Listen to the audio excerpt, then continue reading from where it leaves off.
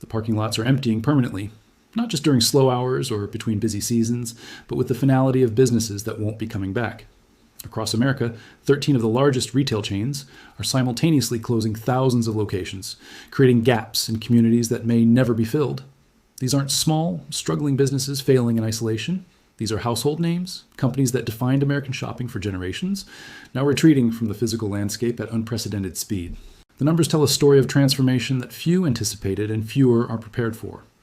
Over 4,500 retail locations are shutting their doors in 2026, eliminating more than 180,000 jobs and leaving millions of Americans with fewer places to shop, work, and gather. The ripple effects extend far beyond empty buildings to touch everything from prescription access to social interaction, creating a new geography of American life, where convenience has become a luxury many communities can no longer afford. What makes this wave of closures different from previous retail contractions is the breadth and simultaneity. When individual companies failed in the past, competitors often filled the void. Today, entire retail categories are contracting simultaneously, suggesting that the underlying economics of physical retail have shifted in ways that may be permanent. The COVID-19 pandemic accelerated changes that were already underway, but 2026 is revealing that many of those changes have become irreversible. Let's begin with the closures that are creating healthcare deserts across America.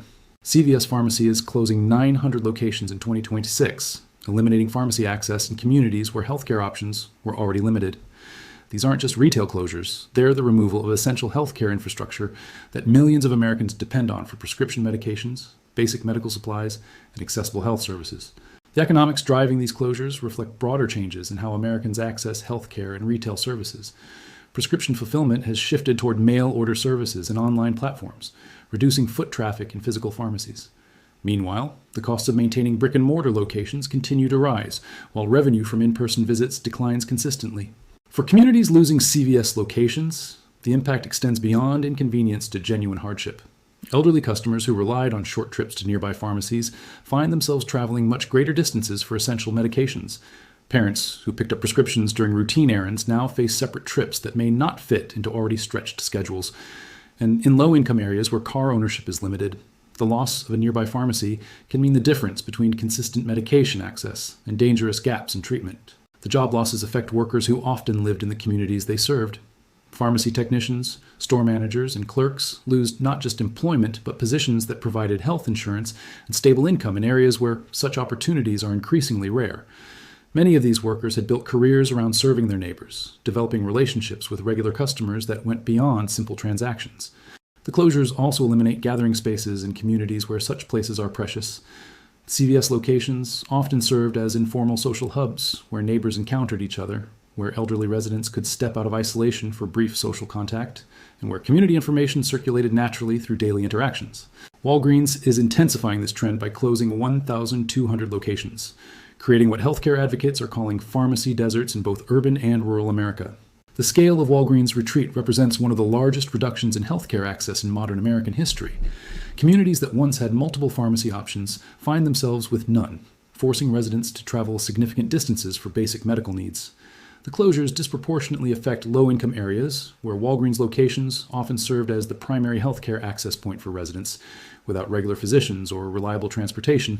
For many customers, Walgreens represented more than a pharmacy.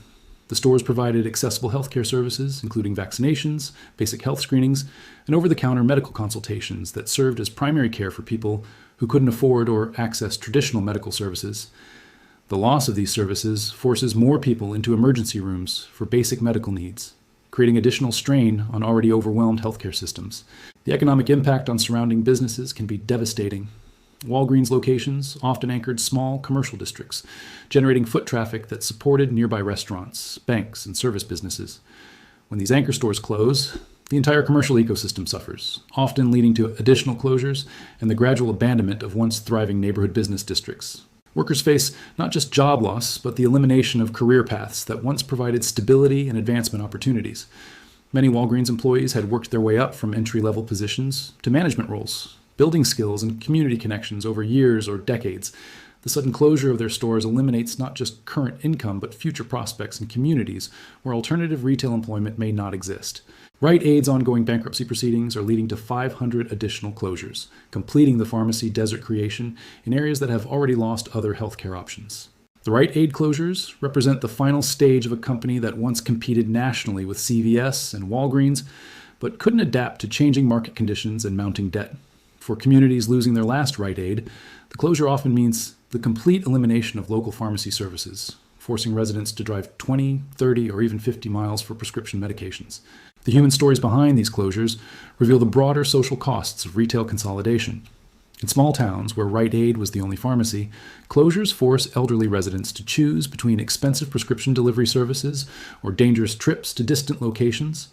Parents of children with chronic conditions find themselves making emergency drives to fulfill critical prescriptions, and individuals managing complex medication regimens lose the personal relationships with pharmacists who understood their medical histories and needs. The economic ripple effects extend throughout entire communities. When the only pharmacy closes, property values decline as the area becomes less attractive to families with medical needs. Local employers struggle to recruit workers who worry about healthcare access. And small towns lose another essential service that helped define them as viable places to live and work, moving beyond healthcare to everyday retail needs that are becoming harder to fulfill. Dollar Tree and Family Dollar are closing over 1,000 locations combined, eliminating affordable shopping options in low-income communities that have few alternatives. These closures disproportionately affect areas where residents rely on discount retailers for basic necessities, creating food and household supply deserts in communities already struggling with limited resources. The economics of dollar store closures reveal the brutal mathematics of serving low-income populations. And while these stores generate steady customer traffic, profit margins on low-priced items are minimal. Rising labor costs, increased theft, and growing operational expenses have made many locations unprofitable despite consistent customer demand. For communities losing dollar stores, the impact goes beyond shopping inconvenience to genuine hardship. Families without reliable transportation lose access to affordable groceries, household supplies, and basic necessities. Elderly residents on fixed incomes find themselves unable to access the low-cost goods that stretch their Social Security payments, and parents struggling with tight budgets lose the ability to provide for their children without traveling significant distances.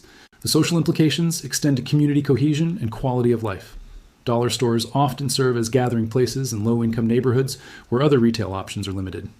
Their closure removes not just shopping opportunities, but informal social spaces, where community members interact, share information, and maintain connections with neighbors. The job losses affect workers who often live in the communities they serve, eliminating employment opportunities in areas where such jobs are already scarce.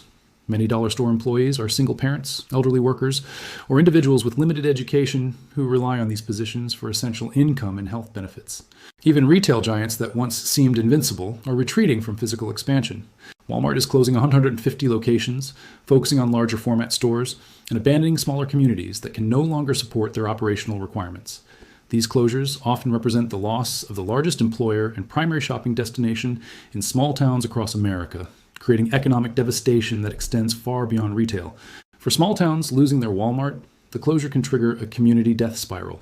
Walmart often employed 200, 300 local residents, providing not just jobs, but health insurance, advancement opportunities, and economic stability for families. The loss of this employment creates immediate hardship for workers and reduces overall spending power throughout the community. The shopping options that remain after Walmart's departure are typically limited and expensive. Small local stores may not have the volume or supply chain efficiency to offer competitive prices on basic necessities. Residents find themselves driving to distant towns for affordable groceries, household supplies, and pharmacy needs, adding transportation costs to already strained budgets. The psychological impact on communities cannot be understated. Walmart's arrival in small towns was often celebrated as a sign of economic development and connection to the broader American economy. The company's departure sends the opposite message, that the community is no longer viable for major retail investment, potentially accelerating population decline and economic deterioration. Target is taking a different approach, but achieving similar results through the closure of 200 urban locations. Target's urban retreat reflects the company's struggle with theft, safety concerns, and operational costs that have made many city locations unprofitable. The closures often affect neighborhoods that relied on Target as their primary source for affordable clothing, household goods, and groceries, particularly in food desert areas where Target's grocery sections provided essential food access. For urban communities, losing Target stores, the closures eliminate shopping options that many residents considered essential for maintaining middle-class lifestyles on limited budgets. Target's combination of affordable prices and quality merchandise filled a unique niche that allowed working families to stretch their dollars while still accessing goods that felt mainstream rather than discount. The job losses disproportionately affect urban workers who often relied on public transportation to reach their employment. Target positions provided stable income, benefits, and advancement opportunities in communities where such jobs are increasingly rare. The closure of these stores eliminates not just current employment, but career paths that helped lift workers into economic stability. Department stores that once anchored American shopping are experiencing their final chapter. Macy's is closing 125 locations as the department store model continues its long decline. These closures often eliminate anchor stores that help sustain entire shopping centers in downtown districts, accelerating the transformation of American retail landscapes. The death of department stores represents more than retail evolution. It marks the end of a social and cultural institution. Macy's stores served as community gathering places, employment centers, and symbols of local economic vitality. Their closure removes not just shopping options, but shared spaces where multiple generations of families created memories and traditions. For workers, department store closures eliminate careers that once provided middle-class stability and advancement opportunities. Sales associates, department managers, and support staff lose not just jobs, but professions that allowed workers to build expertise and serve their communities over decades. JCPenney continues its contraction with 300 additional closures, abandoning smaller markets and focusing on locations that can generate sufficient revenue to justify operational costs. The JCPenney closures often represent the final departure of national retail chains from smaller cities and towns. These stores served multiple generations of families, providing affordable clothing, home goods, and special occasion merchandise that helped maintain community standards and traditions. For communities losing their JCPenney, the closures eliminate shopping destinations that served important social and economic functions. The stores provided employment opportunities, particularly for women and younger workers entering the retail workforce. They offered affordable clothing options that allowed working families to dress professionally and maintain appearance standards essential for economic advancement. Some retail categories are disappearing entirely from the American landscape. Bed Bath & Beyond's complete liquidation eliminates 900 stores and an entire retail category, forcing consumers to find new sources for home goods and domestic supplies. The company's failure represents the end of a shopping experience that many Americans associated with home ownership, marriage, and domestic life. The closure of Bed Bath & Beyond removes a retail institution that served important life transition moments. The stores were destinations for newlyweds setting up households, new parents preparing nurseries, and homeowners undertaking improvement projects. The disappearance of this retail category forces consumers toward online alternatives that lack the tactile experience of evaluating home goods in person. For workers, the complete elimination of Bed Bath & Beyond represents the loss of an entire employment sector. Store associates, managers, and support staff who built careers around home goods retail find themselves in a market where their specialized knowledge and experience may no longer have value. GameStop's closure of 500 additional locations reflects the broader digital transformation that's eliminating physical retail categories. The decline of GameStop represents more than business failure. It marks the end of gaming culture as a social, in-person experience. GameStop stores served as gathering places for gaming enthusiasts, venues for community events, and sources of expertise that helped customers navigate complex gaming ecosystems. For younger workers, GameStop closures eliminate entry-level positions that provided flexible scheduling and connection to gaming culture. Many employees were passionate gamers themselves who enjoyed helping customers and participating in gaming community events. The loss of these positions removes both employment opportunities and cultural institutions that served important social functions. Barnes & Noble is closing 200 locations, potentially eliminating the last physical bookstores in many communities and ending an era of browsing, discovery, and literary community. The closure of bookstores represents a cultural loss that extends far beyond retail. Barnes & Noble locations served as community gathering spaces, quiet retreats for reading and studying, and venues for author events and book clubs.